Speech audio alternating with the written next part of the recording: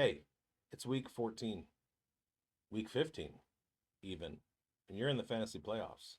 I know that what you're doing right now is you're going out and you're making trades to get through your playoffs. Well, we got some more information for you. We'll make your trades better. As long as you don't have a trade deadline in a dynasty league. Producer, hit that button.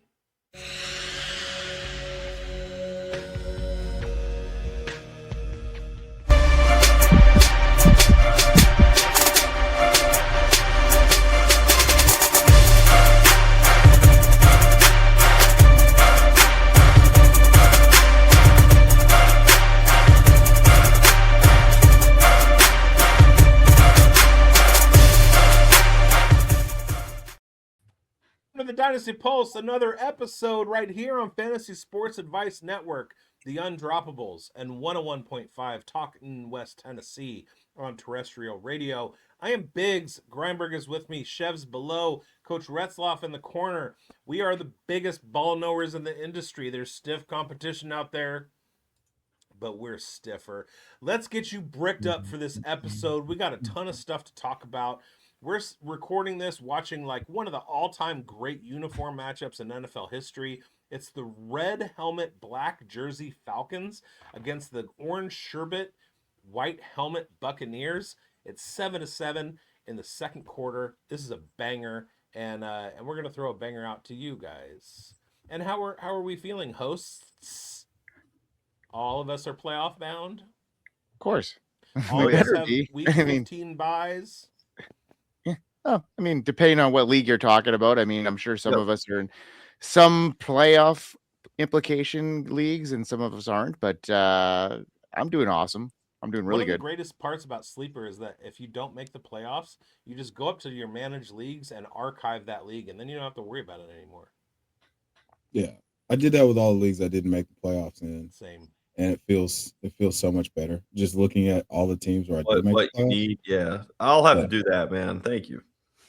Yeah, I'm gonna have to do that Except too don't do it because in your dynasty leagues because you can still maneuver for draft position and stuff like that.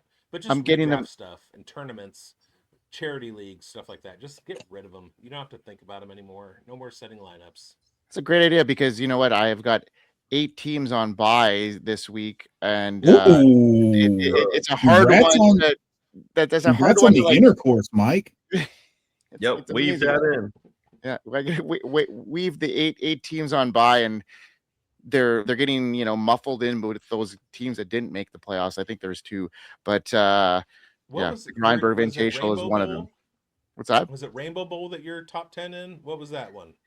Yeah, I was in the top 6 in the Rainbow Bowl, and I'm still going strong in the Fish Bowl. So headed into the quarters here. Chev, I think you're still going strong in the Fish Bowl, if I'm not mistaken. No, I got eliminated because all of my players were on bye in week 14. So- Yeah.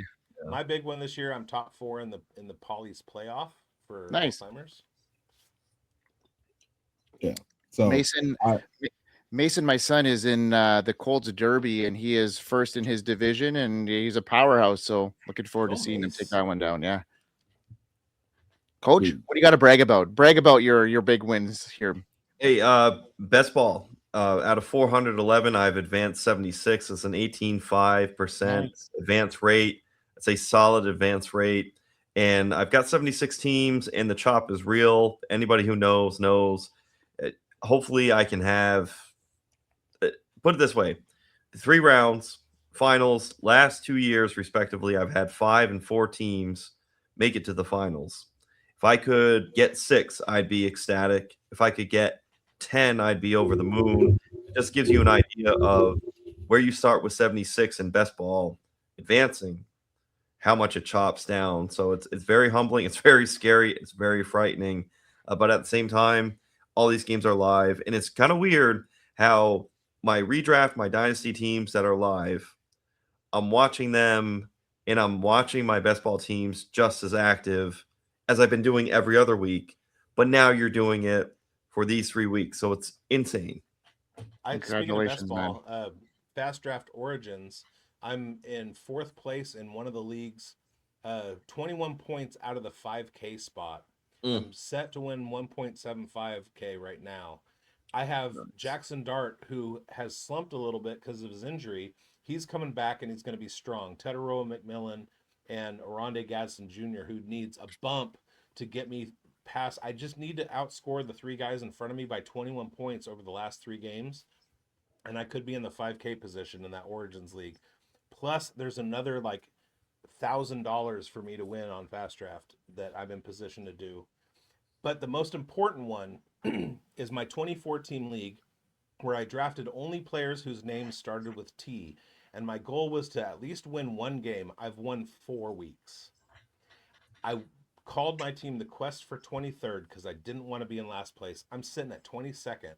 And with Trey Lance as my quarterback the entire year in best ball, and as soon as Tyreek Hill went on IR, he was in my wide receiver spot, my only wide receiver. So I've had him and Trey Lance the whole season, and I'm not in last place. Boom. Love it. Incredible. We got a little bit of a rivalry going on. We both got first round buys in one of our dynasty leagues. I'm sure you're doing pretty good in a lot of your stuff. Talk about some of your big victories. Made the playoffs in 28 of the 46 leagues. Nice. 46 leagues I'm in. The ones that I didn't were like orphans, a bunch of orphans that I took over to try to help out. I've got I only did 17 underdog teams this year. 7 of those are advancing.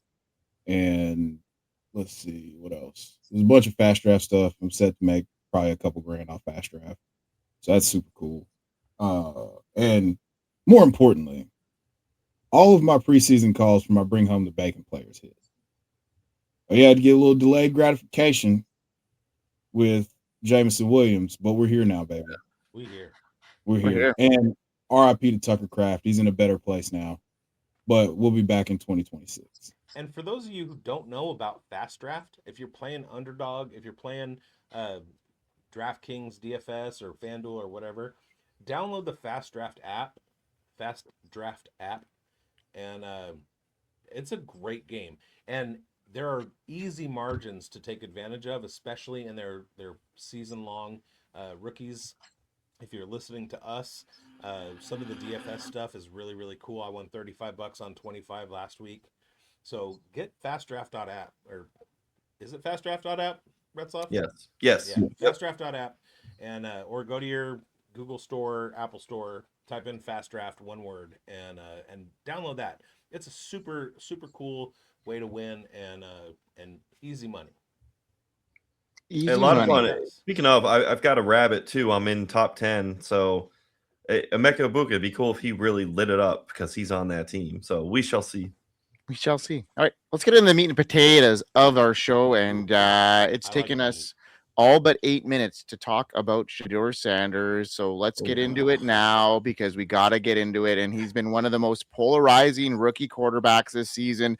Some of us never believed he'd see the field as a legitimate NFL starter, while others have been quick to label him as a potential franchise quarterback. His recent performance against the 1-11 Titans, throwing for 364 yards, 4 touchdowns, has intensified this debate.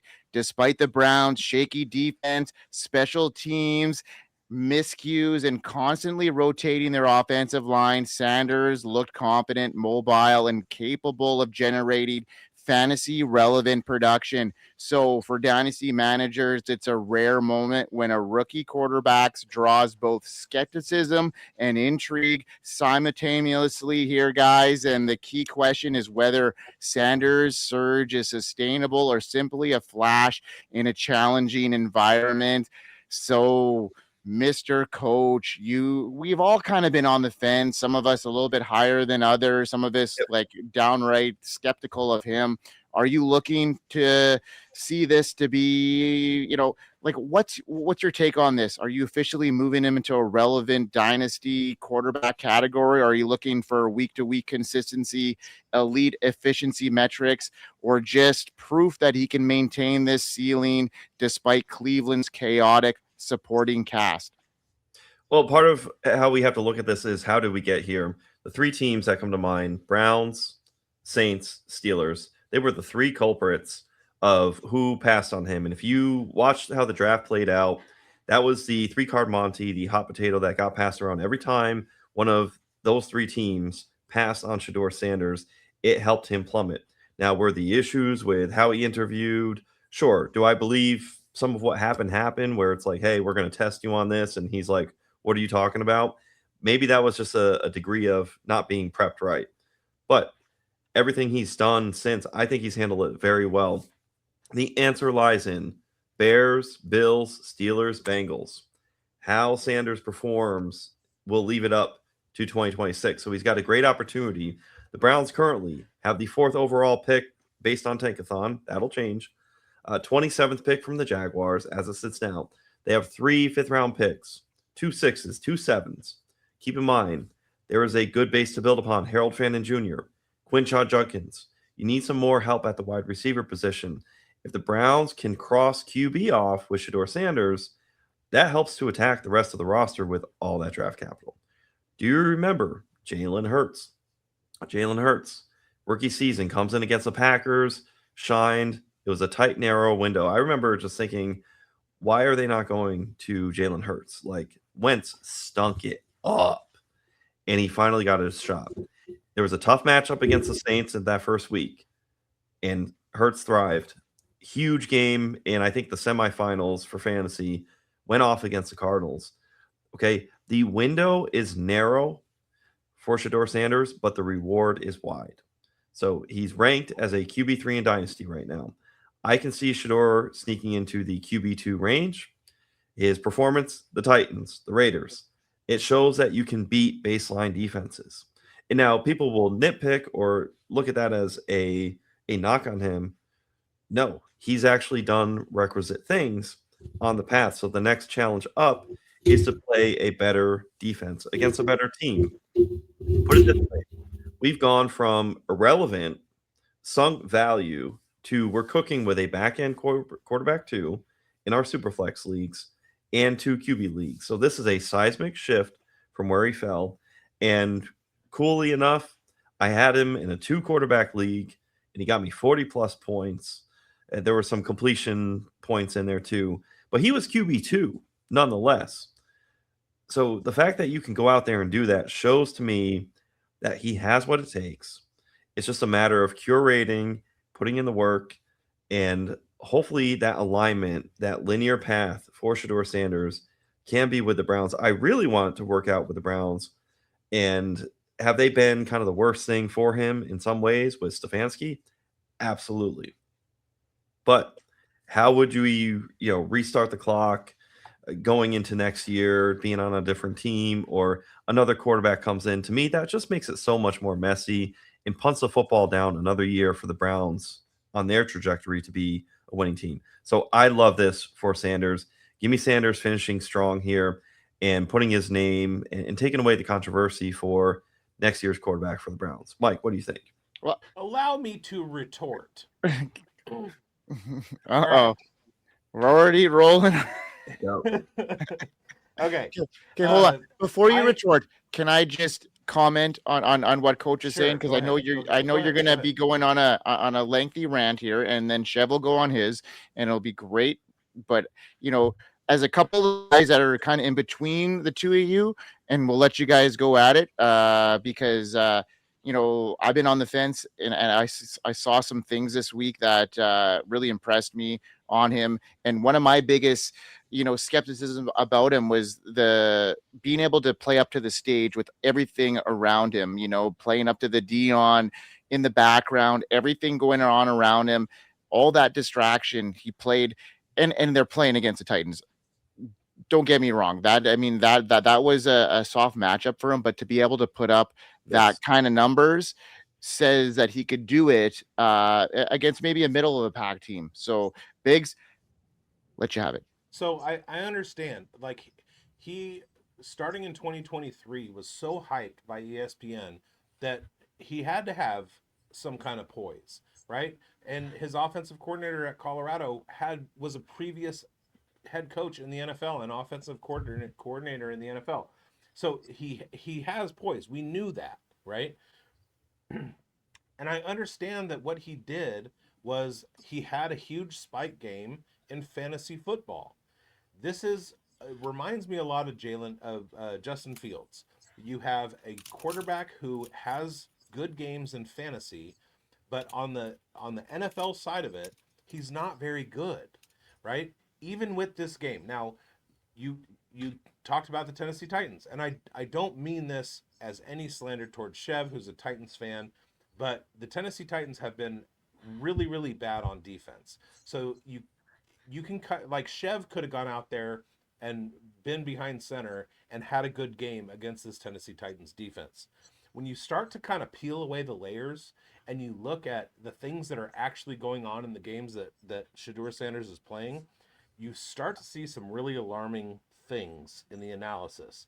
So Sanders, when he's targeting Harold Fannin Jr., has a 119 passer rating and a plus 0.37 expected points per play.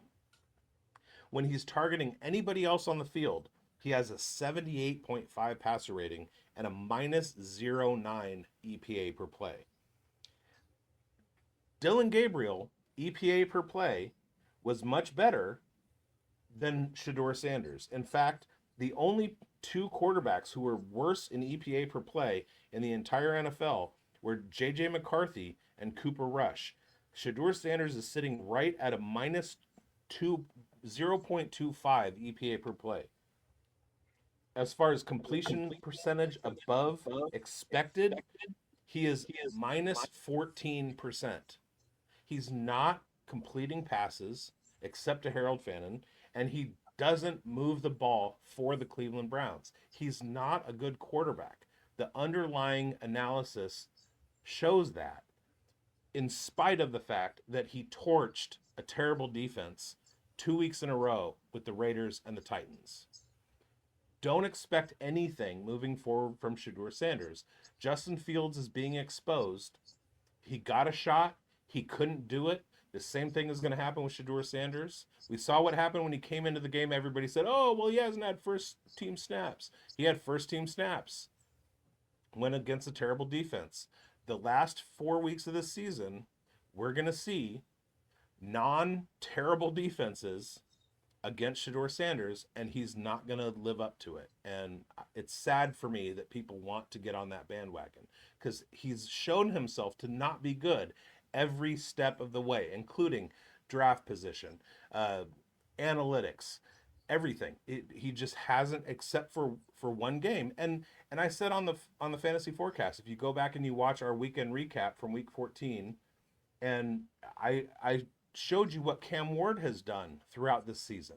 He has spike weeks too, and he's done better than Shedeur Sanders.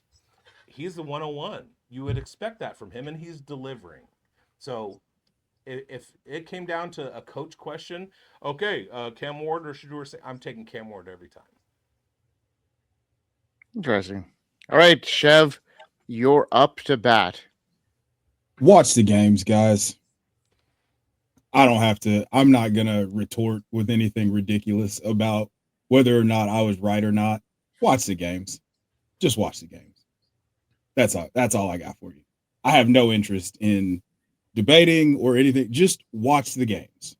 All right. Watch the ball placement. Watch him throwing with anticipation. Everything that he put on display at Colorado, he's putting on display now. And if you want to be on the train that says, oh yeah, he's not good because of this thing or this thing, I had a tweet that got 3 million views that said, like, hey, no, I don't want to watch the games. I'll just look at a spreadsheet and tell you whether or not he's good. Watch the games. That's all I have to say. Hey, that ball to David Njoku, EPA wise, it was really good. Lofted it just perfect, just right. If I had to critique, we're trying to look at things. Part of our hypothesis when we're on a player or invested or see the path, we like to see what could be wrong, because that can get us to our point in our answer of where they could be right. And there's some parts of the pocket collapses on Sanders and it looks like there's trouble, or we're about to be 3 weeks in, and the Bears seem like a good streamer. I like them this week as a streamer, and they could eat his lunch as far as they're a high interception rate team across the NFL, period. Getting his patterns. That's where I see Bears, Bills, Steelers, Bengals this month-long opportunity, which it sounds like week over week, Sanders is finally going to get. I want to see more linear than any dips. I expect a dip at some point, but I expect to see a lot of good things to continue. So I'm of the mind that he has what it takes, and this is a huge opportunity because everything has been seemingly against him from the jump when he was drafted, almost not drafted. So now at this point, it's just a matter of how does this play out? And I think he's got the opportunity to play himself into a back end QB2, which is a phenomenal jump from where he was. Yeah, I think where the trajectory was, where he is now, and he's outplaying that. I mean, it's to credit him, and what he's doing in that. It's not the greatest offense either. Like they're relying on their defense to do a lot of plays, and he's making a little bit of butter out of nothing. And I've seen some stuff here that is changing my mind a little bit, and we'll see what happens in the future. But he's played his way in. He's played over 3 other quarterbacks that has started that in that offense this year, and is playing arguably the best out of all of them. And I guess bigz mentioned a couple of the soft matchups, so maybe we got to temper our expectations moving forward. But I think the book is not out, and he's played his way into an opportunity next year to be the starting quarterback for the Cleveland Browns and beyond. And maybe a lot of us didn't expect that headed into this year. Chev, what are you supposed to do against soft matchups? Are you exactly supposed to suck? nothing? You're supposed to exploit them, and that's Yeah. exactly what he did. So he's expected to do that, and now let's see what he could do against some tougher ones. Also, another question for the panel. How many rookie quarterbacks have passed for 300 yards this year? Yeah. Hey, exactly. No Jackson Dart. He hasn't done it. No, but I just want to say, as a rookie quarterback, Aiden O'Connell had a 299 passing yard game and also a QB3 finish. So is that QB2? No, but it's is that 300 yards? It's one away. Is that 350 yards? Right. Not to quibble.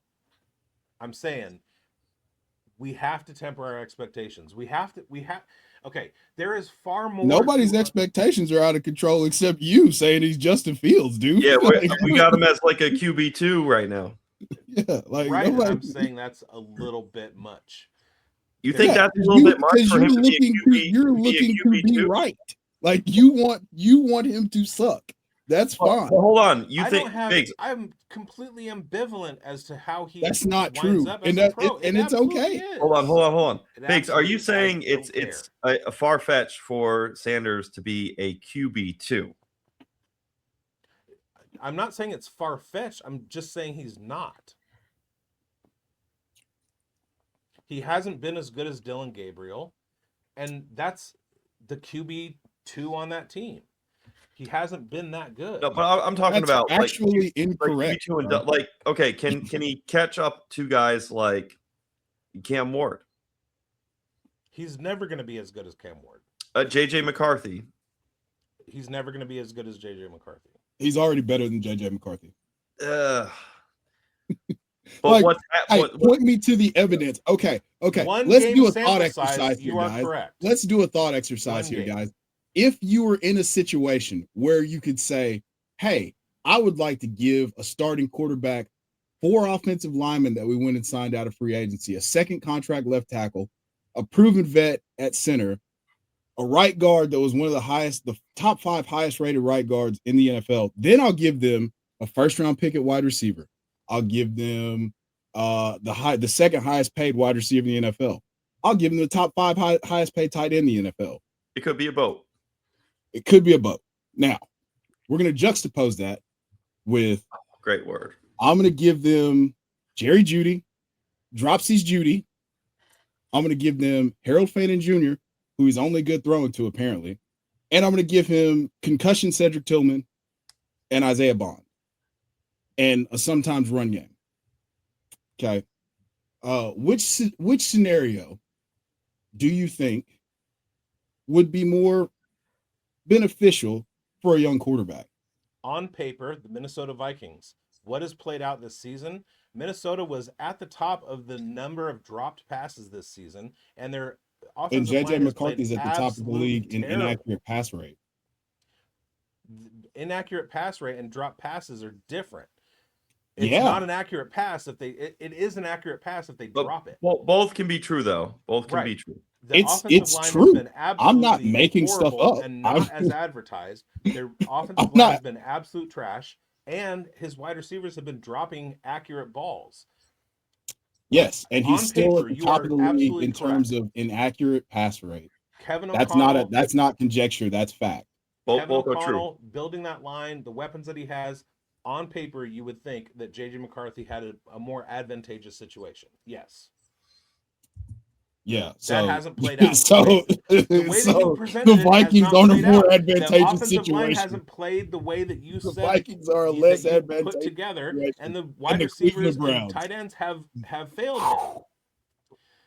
Man, I learn something new every day. It's awesome. I mean, granted, Well, I mean, you're the one that said you didn't believe Shedeur was an NFL quarterback. So this is just more confirmation bias for you. Two different prisms. That's all that this is. We're looking at things through two different prisms. No, I mean, I'm just objectively evaluating what he's done, and you're like, hey, Same with here's me. the reason why here's the reason why he's not good. Let me tell you why throwing I a am Harold also and having objectively 119 passer rating is what not he's done, good. and he's the worst efficient quarterback in the entire NFL.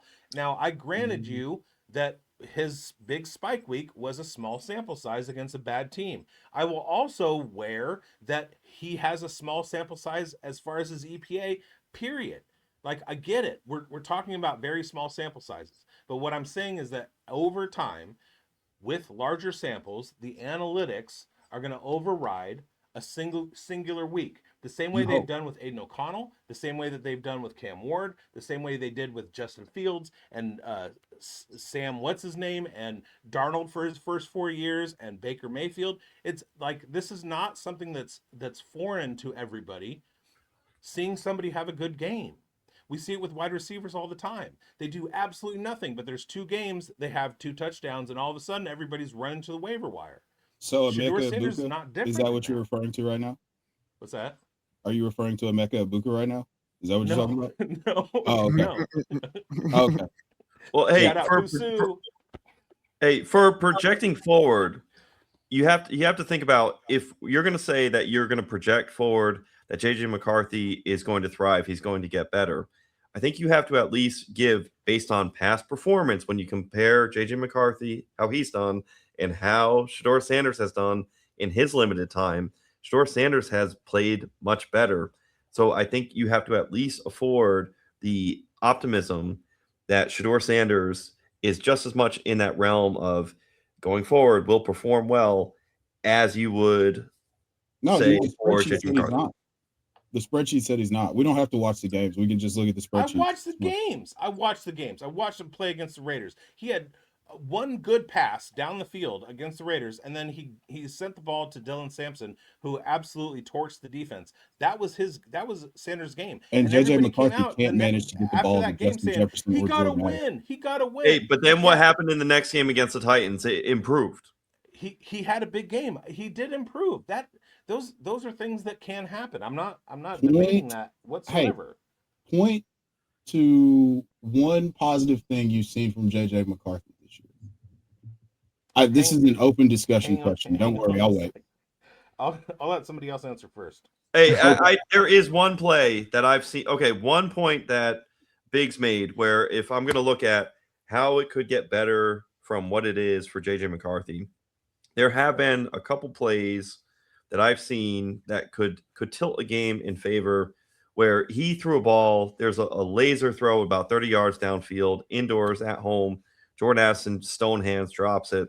There have been some of those things that have happened where it's like, hey, if that catch happens, the trajectory of the game could be different, but it's not guaranteed to be different. So we can't say definitively JJ McCarthy is there. But what I would like to see, to take away any of those excuses for JJ McCarthy, is for his receivers to be a little more shorthanded when he does drop, and then see if he catapults up. And then to the point, if we could get for Shedeur Sanders an equal level footing, which is just not going to exist as far as talent surrounded, I think so. Based on what Sanders has done so far, he would absolutely be cooking a lot better than JJ McCarthy has already done. Well, it's simply, one guy started as the fourth-string quarterback and earned his way into a starting job due to injuries or trades or whatever. And then another guy was handed gift wrap, a wonderful situation, a 15-win team where they moved off of, That's right. a 4,300 yard, 35 touchdown quarterback to get him in there. And I mean, we see how it's going. Not to But mention again, Daniel Jones too. and and Daniel Jones. So, like I said, I mean, we can try to find reasons to make ourselves right. Like, I'm just perfectly fine watching the games and letting it play out. I don't have to denigrate or talk about like, hey, well, he did this, but I'm not looking for a but in these scenarios. Like, I just, hey, here's what's happening. Let's let it play out. I am absolutely on the same page as you, but we are looking at it from two different angles, and Mike is the one that asked the question. So if I have I'm just answering the question. I'm giving my thoughts. Isn't this what we're doing? That's what I'm saying. But we are analyzing in two different ways, and we are coming up with two different answers. That's all. Mike's asking the question because he knows that's that's going to happen. I'm not. I'm just, again. I just look, if we're if we're gonna talk about it, like, hey, I like to look at things and like, hey, here's what I can see. And some people see what they want. So, right. And now that we're in the meta, we should move on to the next one. All right, let's move on, because I don't know if we're going to get any more along that, but it'll be interesting to see how it all shakes out and plays, because I think there's some validity in both arguments, and it's been great. So let's move on to the next one, and that's the roller coaster that has been Emeka Egbuka. Can he bounce back? It's looking like Jalen McMillan is becoming another component in this offense. Mike Evans is back healthy. Chris Godwin has kind of been obsolete in this game tonight, and a lot of things happening here. And he came into the 2025 seasons with some expectations. First round rookie. He delivered early, racking up 25 catches, 445 yards, 5 touchdowns in his first 5 games. The production has slipped. We've seen it. We've talked about it pregame here about Baker Mayfield's inefficiency to get him the ball. Now, bigz, he's shown the talent, the confidence to lead this offense at times, but his production has clearly dipped recently with Evans, McMillan returning, the difficult schedule ahead, and obviously Baker's injury. How do you view Egbuka's value moving forward in these final weeks? Are we looking at a short-term floor problem, or is this the start of a trend that could make him a risky wide receiver 2 in the fantasy playoffs? Well, obviously, I think he's risky, but it has nothing to do with Mike Evans, Jalen McMillan, or Emeka Egbuka. It has everything to do with Baker Mayfield. Yes. We start to look at everything that's going on in that offense, and Baker Mayfield cannot get Egbuka the ball. He gets open. He has the lowest rate in the entire NFL of catchable balls when targeted. That means that there's something wrong with Baker Mayfield. So Egbuka will go as far as Baker Mayfield can take him. And it has not been announced publicly, oh, Baker Mayfield has a torn rotator cuff, or Baker Mayfield has elbow tendonitis, or something else like that. That has not come out. At a certain point, Emeka Egbuka is getting open, he's getting targeted, and the ball is just not getting to him. If he's in a situation where Mike Evans comes back, we're currently watching Mike Evans, and he had a play, and now he's writhing on the sidelines with a back issue. Jalen McMillan slowly working himself back in. Chris Godwin, being his age, Emeka Egbuka still has the ceiling of being the wide receiver 1 on this team. But because of the Baker Mayfield situation, it makes it volatile. Something happened against Seattle is what I can see. Because Emeka Egbuka had huge games for the first 4-5 weeks of the season, and then after Seattle fell off a cliff. And I think that's what people are reacting to. He is as good as the receiver that we saw in the first 5 weeks of the season. One of the best rookie, first 5 game campaigns that we've ever seen. We always talk every year about how rookie wide receivers come on in the second half. He came on in game 1. He came on in all of the first 5 games. After that, something must have happened to Baker, because you look at it and it's single digits all the way down, except for that game against New England. He's got four targets in this game against in the game against the Falcons right now. Still 2 catches, and that's kind of how he's been running: 8 targets, 4 catches; 8 targets, 3 catches; 9 targets, 5 catches. Half his targets are being caught, and that's not good. So for the rest of the season, I'm pivoting when I can. I'm crossing my fingers when I have to. I still like him, and in Dynasty, the hope is that this last stretch of the season sinks his value, so you can go out and get a whole bunch more of them. Okay, I gotta follow up, because I'm in a lot of contending situations with Egbuka on rosters that are contending in Dynasty, like big time contending, either a bye or really on the cusp of that. So would you be looking to what is his value right now to you? Are you willing to move off of him because if you were to want to upgrade in one of those spots, and what would you take for that? His value as wide receiver 2-ish in this class has not changed for me at all. I'm saying moving forward in Dynasty, looking forward into the next 3 or 4 years. We know what he is. He was a huge slot receiver at Ohio State. He comes from the Brian Hartline system. Jackson Smith and Jigba. Year 3, what are we doing, right? So we know what we can expect as far as a ceiling from Emeka Egbuka. You know that I've been writing about him since he was at Ohio State. I was saying move off of Marvin Harrison Jr. and take Egbuka. We know that ceiling is there. We know that upside is there, and take advantage of low values when you can. And he's going to be a boom at some point. Yeah. But your question is rest of the season. I don't know how much I can trust him over the next 3 weeks. Here's the hard part. It's the next 2 weeks. Granted, we're recording while it's this Falcons game, right? But if you looked at, Falcons, Panthers, Dolphins, they're irresistible matchups. And that's the most cruel thing that's happening. And I think you hit the nail on the head, bigz. It has been a Baker Mayfield issue. He's been awful. Is it processing? Is it he can't trust his arm? Because the pressure is creeping in on him, and it's like he's somebody else.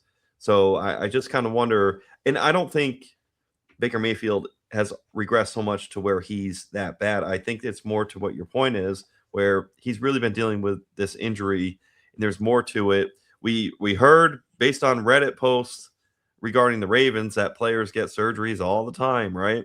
That aren't really disclosed as you have it.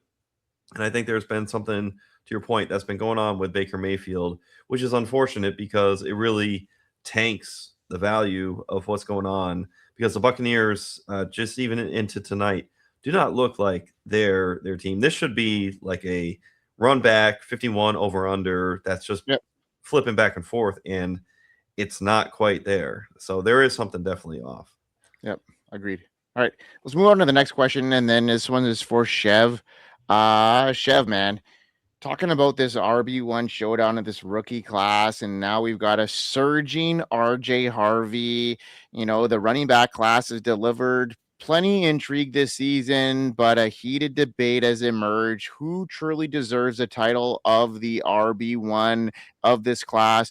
RJ Harvey recently has impressed as the Broncos lead back, showcasing his balance, toughness, versatility, and with his pass protection performance in Week 14.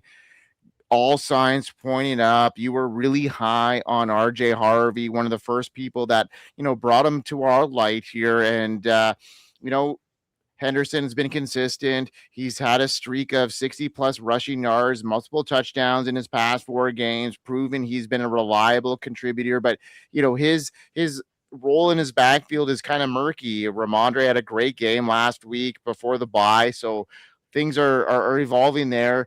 Ashton Genchi, he's been, flash, but that O-line and that capped offense has really capped his ceiling here. So you've been bullish on him all along. Week 14's performance really showcases all around game, rushing, receiving, blocking with the Broncos' tough remaining schedule and potential tough splits. How confident are you that Harvey can sustain this level of production and cement himself as a true RB1 of this class? And where does he currently sit in your dynasty rankings? Has his recent surge moved him up significantly, or do you still see him as a high upside boomer bust option? Okay, so there's a lot there. A lot. Ton. First things first, Ashton Genty still my RB1. Travion Henderson has been really impressive, and I'm really looking forward to 2026. I still think there's a tremendous buy window because I think that backfield is going to play out a lot like Detroit does, because the organization still owes Ramondre Stevenson so much money that it doesn't make sense to cut him when you could just have another good running back on your team. You don't have to pit them against each other. I think that they can both have a role, and it'll be much like you're a Chiefs fan, so you remember the Thomas Jones and Jamal Charles days. Thomas Jones scoring like 14 touchdowns and finishing with like 700 yards rushing on the season, and Jamal Charles will give you 1,600 yards from scrimmage, but only score like 6 touchdowns. That's probably where we're headed. Just in my mind, worst case scenario, if he doesn't completely relegate Ramondre Stevenson in 2026. Like I said, Ashton Genty still my RB1. RJ Harvey, though, is a really interesting case because we had to wait. There was some delayed gratification because J.K. Dobbins is still really good at football. And, unfortunately, we could, like clockwork, you can bank on it. He's going to take a sabbatical due to some physical ailments at some point during the season. So get well soon, first and foremost, to J.K. Dobbins. But now you're seeing the fully unleashed version of RJ Harvey, and it is glorious. So I anticipate them really involving him much like they did against the Raiders on Sunday. Like, he's going to be a focal point of this offense because he is a mismatch. Like, one of the things that wasn't really you have to really get into the college tape to really see like, oh, he can catch passes. And then Big saw him at the Senior Bowl and like he was chopping people up, in one-on-ones versus the linebackers. Like, he is a cheat code when it comes to pass catching upside. You saw he had 6 receptions last Sunday. So I wouldn't move him I never had him ahead of Quinshon Judkins or Travion Henderson, or Ashton Genty. And I still don't now, but I think that, he's going to be a solid high-end RB2 with RB1 spike weeks here moving forward. And I think I have him at my I've got him at RB10 in, the rankings competition this week. So, like, I believe, and I've had him there since J.K. Dobbins got hurt. Like, I really believe that he could be a league winner for 2025. But dynasty-wise, there's no reason for me to move him ahead of anybody besides like Caleb Johnson, just because Caleb Johnson's buried and Mike Tomlin and Arthur Smith hate rookies. So, like, to answer your question, I do think that RJ Harvey is an ascending asset. I think that that first round pick, that mid to late first round pick that you spent on him between the 107 and the 110, like, that's feeling really, really, really good right now. And I think he's going to ascend and continue to ascend. And all the people that were off of him because he's 24 years old, you probably feel like idiots now because, you have to evaluate the situation for what it is and not just be like, hey, man, like, this dude's 24 years old. He can't play. Like, if he couldn't play, they wouldn't have selected him in the second round. Like, let's be for real. So, yeah, all that to say, I think RJ Harvey's awesome. I've always thought he was awesome. It feels good to be right. And, like, it just profit now. And if you want to get out, I don't suggest getting out of the business because I think 2026, just like with Travion Henderson, 2026 is where you might get the fully actualized version of what you wanted out of RJ Harvey. So, yeah, I don't have him ahead of Ashton Genty. I don't have him ahead of Travion Henderson. I don't have him ahead of Quinshon Judkins. That doesn't mean that I don't like him. It just means that I like those guys more. I did before, and I still do. And, but that doesn't mean that RJ Harvey's awesome. And he does have league-winning upside this year, right now, today. Hey, RB4 and RB2 back-to-back weeks. You love to see it. Yeah. I mean, he's a stud. It's just that J.K. Dobbins is really good, and he could not force him off of the field. Totally. Yep. I mean, it just happens, right? And they're going to give the veteran a little bit more run, especially early on in the season. And now the rookie has played his way into, some significant touches, some significant upside here, and rest of season. I think, like you mentioned, you whisper these league winners, and RJ Harvey is in that breath, in my opinion. It's not going to feel good. Go ahead. We talk about this on the fantasy forecast. I think it's the Saturday episode regarding Woody Marks. And when you have a team that has a defense like the Denver Broncos, that defense is going to get off the field and provide your offense with a whole lot more opportunities. When that happens, and say you have a positive game script, the offense wants to run the ball. That means, especially with J.K. Dobbins hurt, that means a lot more opportunity for A.J. Harvey. R.J. Harvey is what I meant to say. So he has absolutely shot up the rankings from rookie draft day, basically. I like what Chev is saying. The top 3 or 4 is still in place.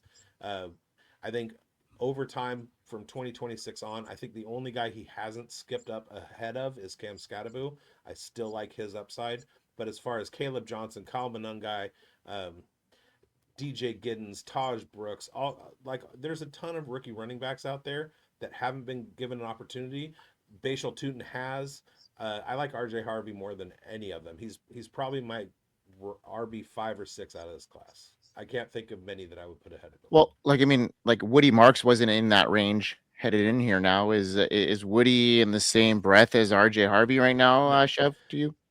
Oh, you said Chev. No. Do you think part of that is next year who the Texans may bring in? Yes. And that's the sole, like, hey, we're talking about a day 3 draft pick, and this is an organization that, one, they could bring back Joe Mixon. I don't think so, because he's I believe a $3.5 million dead cap hit. I saw it, but I don't remember. It's less than $5 million. So they can get off Joe Mixon for less than $5 million next year. But if, for some reason they decide to bring him back, now we're in purgatory with the value of Woody Marks, because you don't know.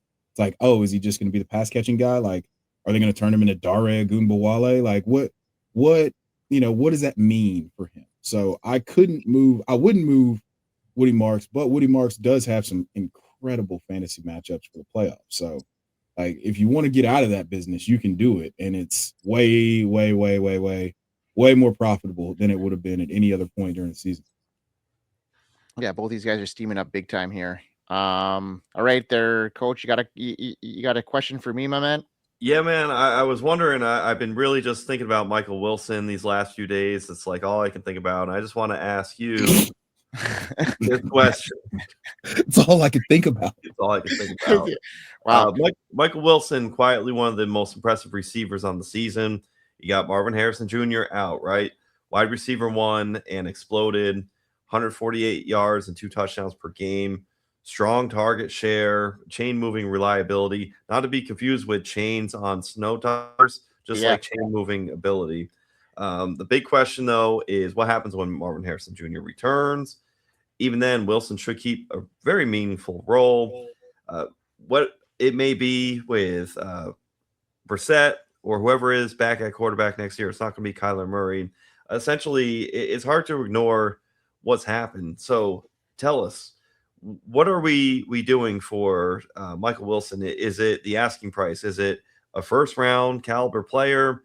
Are you cashing out, or are you riding that high? What are you doing with Michael Wilson? Yeah, this is crazy question because he's just super volatile right now. The eruption is there. You know, when Harrison went down, he exploded. He stepped into that wide receiver one role. He delivered like elite production, explosive yardage, red zone dominance alongside Trey McBride. He was the true alpha in that offense.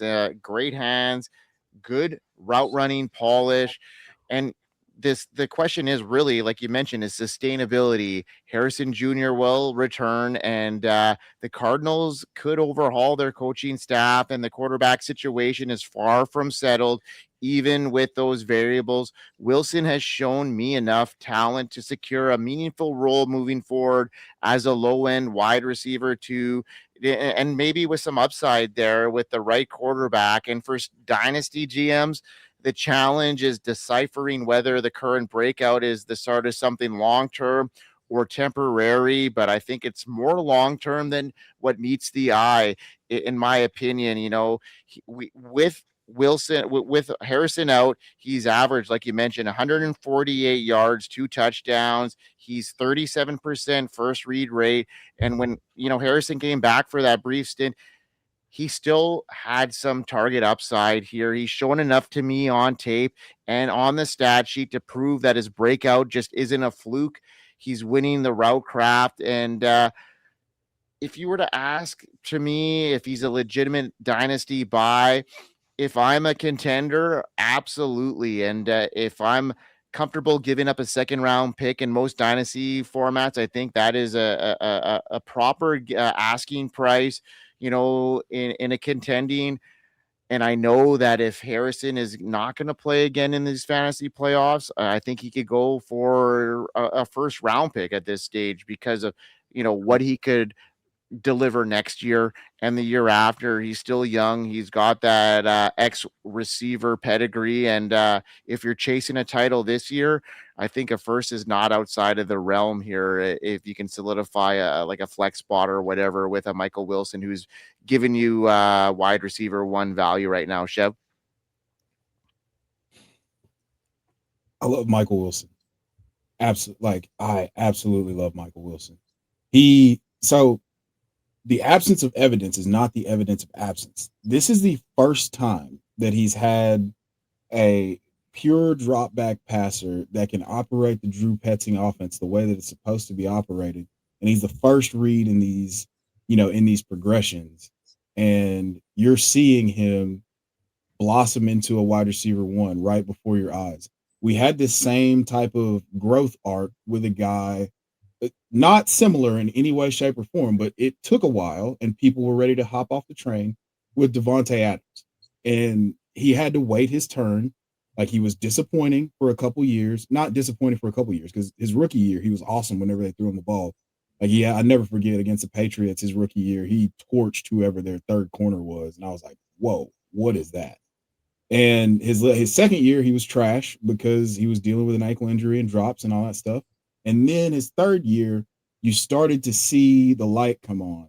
And yeah, I was listening to an interview that he did the other day, and he was talking about, he was like, man, I was down on myself because, you know, he's like, he said, I never got down on myself because I knew how hard I was working and preparing for any opportunity that was going to come my way. So when the ball started coming my way, I was ready. And now I think that, you know, it's like I'm just trying to get better every single day. So his approach isn't like, oh, well, you know, it just kind of happened. It's like, no, I've been working like this is something that is going to happen for me, and it's happening. So if the targets are going to come his way, he's going to be a weekly top 10 wide receiver. Like, it's not that he's not good. They're throwing it to him a bunch, and it's just, oh, wow.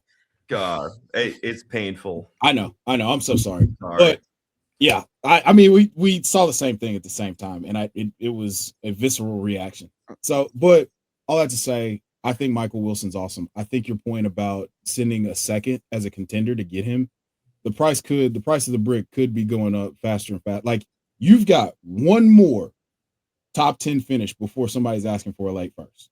That's what I'm saying. And at first, I'm almost willing to give that up, knowing if if Marvin Harrison's not playing for the rest of the fantasy season, easy for me. But even if he's not, that's almost with the target share he could probably get next year. Like, I think he's a wide receiver to next year, Yes. verge of that. You know what I mean? Yeah. So, And it's a contract year next year. yeah. What's wild to me is the sliding doors, in that we spent all of almost 2 years talking about Marvin Harrison Jr. is never going to hit his apex until Kyler Murray is out of Arizona. And two things happened simultaneously. Kyler Murray got hurt and or benched for the rest of the season, and Marvin Harrison Jr. missed a ton of time. And here comes Michael Wilson, the Big Mac we had at home. That's a great point. Yeah. Also, it sucks that, like, it really sucks that we have to completely rid ourselves of Kyler to get the optimal versions of all of these pass catchers. I know. Except for Trey McBride, because he's baked in. Wow. Well, I mean, he only He wants to get touchdowns before. Yeah. Like, it's crazy. I mean, Jacoby Brissett is being a league-winning quarterback, like pickup, and he's making guys super relevant and sustaining the tight end one and arguably the wide receiver one right now. And why couldn't Kyler do it? It's because he can't fucking see over his offensive line. Sorry, the F-bomb came out, and I'm sorry for that. You edit this. You could have just taken it out. Tennessee doesn't have to hear it, man. Tennessee doesn't have to hear it. Yeah. All right, it's West Tennessee. I'm gonna save my guess. If it was East Tennessee, like, they might not even know how to spell that word. So,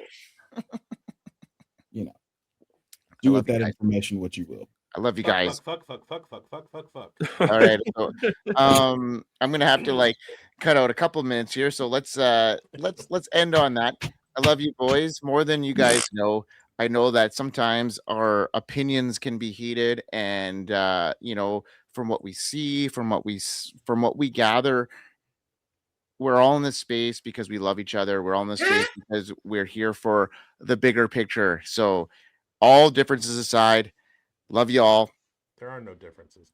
I want us to home. point out, and I don't know if this is going to make the show or what, but I really I came across this today, and I really needed to talk about it because over the last 3 weeks we had Debbie Dojo guys, and we've been talking a lot about college quarterbacks and stuff. And I was in a conversation with my son, and Devin Culp, that helps no one. We were having a conversation about what the Raiders are going to do at quarterback. He brought up the fact that Joe Burrow's not healthy or not satisfied in Cincinnati. And so we started talking about the possibilities of him going to Las Vegas. It's not going to happen. But would we want it or whatever? And consensus is basically like Raiders are in the spot right now to take the 101. They need a quarterback because Geno Smith isn't the answer, and Fernando Mendoza is the guy who's out there that's on everybody's lips. So what I did was I went back through a couple of data samples. Number one being FF Coder's ranking of quarterbacks, FF Coder of the Undroppables, and also Jax Falcone's anatomy of a top 12 quarterback from 2025. And in his anatomy of a top 12 quarterback, he has certain metrics that all of the 12 quarterbacks in 2024, all of the top 12 hit, and when they were in college. And when I was running quarterbacks through that preseason, like pre-NFL draft, Jackson Dart was the one that hit in almost every single metric in the anatomy of a top 12 quarterback. There were a couple, one of them was like the touchdown to interception ratio, and the other was like some percentage of something. But everything else, rushing, or like all these metrics, Jackson Dart smashed. So today, I started taking some of the draft eligible quarterbacks and running them through the anatomy. And what I found was really shocking, surprising, as shocking and surprising as driving over the Donner Pass in December and seeing no snow. There's not a quarterback. Maybe Carson Beck hits about half of the metrics of the top 12 quarterbacks. Fernando Mendoza doesn't. Nobody does. Nobody does. We were talking about Dante Moore. Nothing. He's like, he hits the height requirement. That's about it. Fernando Mendoza, height and weight, maybe a completion percentage. That's about it. It was alarming to me how bad these quarterbacks are. They're not there. Okay, so if you're watching, if you're listening, and you play Dynasty Fantasy Football, we will talk more about this over the next 6 months. But do not draft quarterbacks in this 2026 NFL draft, in your rookie drafts. Jeremiah Love, 101. Absolutely. No doubt. Man, if his name's Jeremiah, next few years, that's all I'm going to be doing, man. I'm either going to win a lot or go down with the ship. There it is. So I don't know where you have to edit that in, or if I have to talk about it on another show because it's going to be out. But I just needed to get that out of there. It's good. This QB class is garbage, fantasy wise. All right, boys. Love it. Great show. Too bad we can get into our stock up, stock downs, but that's what happens when we talk about what's passionate Shedeur Sanders and about us. Jalen McMillan. There, I did it. Yeah. All right. Let's take us home, bigz, and love you all. Hey, watch all the shows. FantasySportsAdvice.com. Buy the merch. See us on the Undroppables. We got a bunch of content over there. Watch all of the shows. Fantasy Forecast comes out Saturdays, Sundays, Fridays, Thursdays, Tuesdays.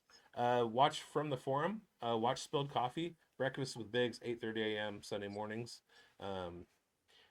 Check out Chev over on Twitter and find his channels and spaces.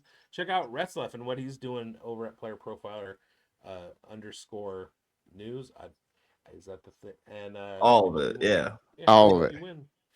Hope you win, folks, and we'll see you next week on the Dynasty Pulse. Later, skaters.